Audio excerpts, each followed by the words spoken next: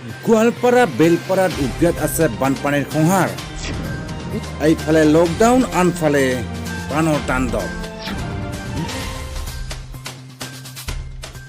ন ঠাইলৈ বিয়পিছে বানৰ তাণ্ডৱ গোৱালপাৰা বিৰুপাৰা বানৰ পিছত বানে সংহাৰ মুঠি ধাৰণ কৰিছে ৰিচু বেলপাৰা গাঁওখনতো খেতি পথাৰ মাজেদি গৈছে মেঘালয়ৰ পৰা বৈ অহা প্ৰবল নদী সোঁত মেঘালয়ৰ পৰা বৈ অহা বানপানীয়ে এতিয়া